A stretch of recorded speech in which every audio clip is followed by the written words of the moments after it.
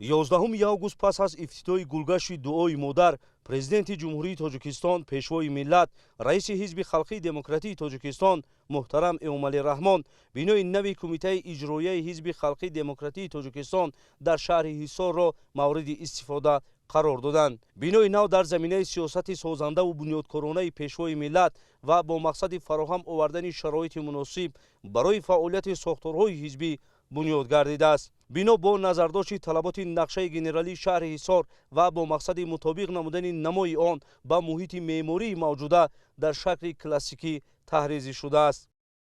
мо ҳизбиёни шаҳри Ҳисор аз тӯҳфаи арзишманди пешвои муаззами миллат, раиси ҳизби халқии демократии Тоҷикистон хело шод ҳастем, зеро солҳои зиёд аъзову ҷонибдорон бахусус кормандони кумитаи иҷроияи ҳизби халқии демократии Тоҷикистон орзу доштанд ки дар шароити муосир дар бинои хуштарҳу замонавӣ кору фаъолият намоянд. хушбахтона бо сиёсати хиратмандона, инсондӯстона ва созандаи раиси муаззами ҳизби халқии демократии Тоҷикистон ин рӯйдоди фараҳбахш дар арафаи таҷлили 35-солагии истиқлоли давлатии ҷумҳурии Тоҷикистон ба вуқӯъ пайваст. имрӯз дар шаҳри Ҳисор 173 ташкилотҳои ибтидоии ҳизбӣ фаъолияти сиёсӣ карда истоданд ки дар он 17243 нафар аъзои ҳизб муттаҳид шуданд ва баҳри татбиқи ҳадафҳои созандаи оиномавию барномавии ҳизби халқии демократии Тоҷикистон ва дастуру ҳидоятҳои роҳбарияти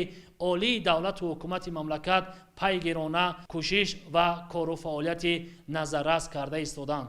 дар ороиши дохилию берунии он унсурҳои миллӣ ва санъати баланди шаҳрсозӣ ба таври васеъ истифода гардидааст. дар бинои мазкур барои фаъолияти кормандони кумитаи иҷроияи ҳизби халқии демократии Тоҷикистон дар шаҳри Ҳисор шароити зарурӣ фароҳам оварда шудааст. иншоот дорои 11 ҳуҷраи корӣ, 2 толори маҷлис ва ҳуҷраҳои дигар мебошад.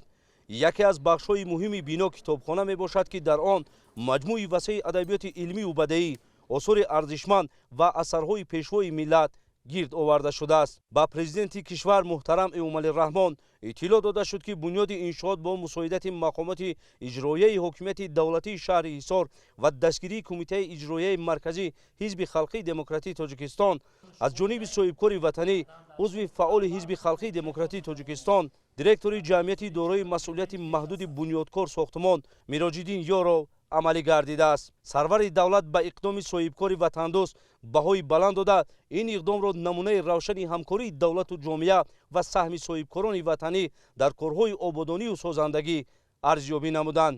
ман тасмим гирифтам ки дар пайравӣ аз иқдомҳои созандаи пешвои муаззами миллат муҳтарам Эмомалӣ Раҳмон дар шаҳри Ҳисор бинои кумитаи иҷроияи ҳизби халқии демократии Тоҷикистонро бунёд намоям.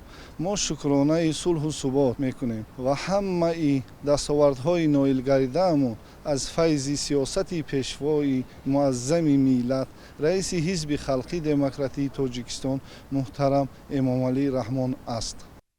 дар воқеъ рушди инфрасохтори муосир ва бунёди иншооти иҷтимоию маъмурӣ на танҳо симои шаҳру ноҳияҳоро тағйир медиҳад, балки барои фароҳам овардани шароити беҳтари фаъолияти кормандон ва хизматрасонӣ ба аҳолӣ замина мегузорад. дар бинои нав ҳамчунин барои тақвияти корҳои тарғиботиву ташвиқотӣ, баланд бардоштани маърифати сиёсиву ҳуқуқии шаҳрвандон ва ҷалби бештари сокинон ба ташаббусҳои ҷамъиятӣ ва озмунҳои ҷумҳуриявӣ имкониятҳои зарурӣ фароҳам оварда шудааст.